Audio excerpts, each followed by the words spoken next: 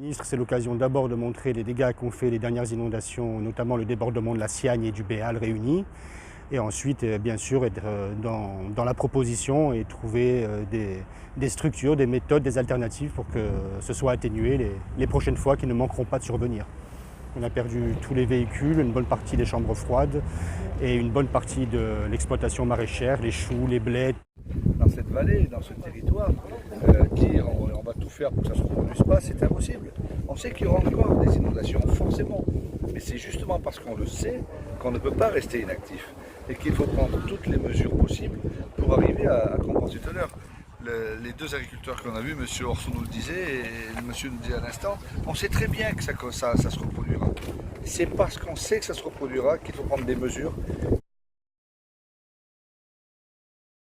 De pression pour faire du logement, pour faire des zones d'activité, des zones industrielles, pour faire des routes, pour faire des déviations. Et on l'a fait dans tous les départements, dans tous les territoires de France et il fallait le faire parce qu'il y avait besoin de le faire. C'est le développement.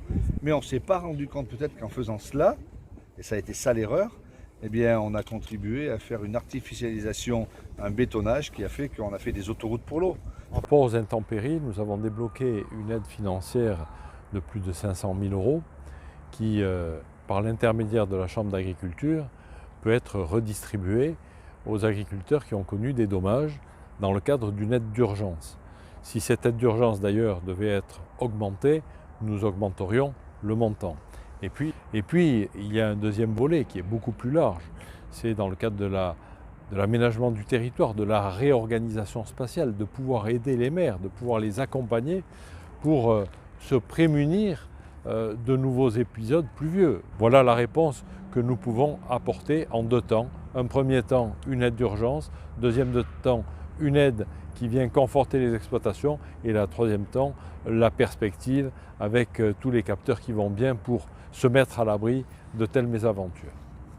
Alors pour conclure la visite du ministre aujourd'hui, c'est vrai que c'est un ministre qui est quand même à l'écoute du monde agricole. Donc, il a visité deux exploitations agricoles, chez M. Orso Charles et M. Jean-Charles.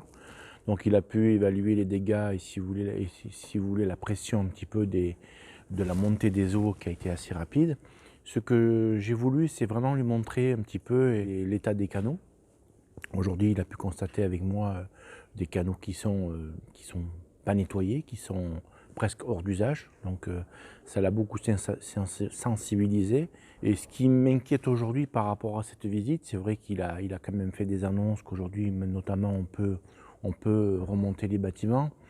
Ce qui m'inquiète, c'est par rapport à l'enveloppe des calamités agricoles, c'est ces fameux 30%. Que mon souci aujourd'hui, c'est arriver à faire rentrer les gens dans le cadre sur une perte du chiffre d'affaires de 30%. On verra un petit peu ce qui est éligible et non éligible.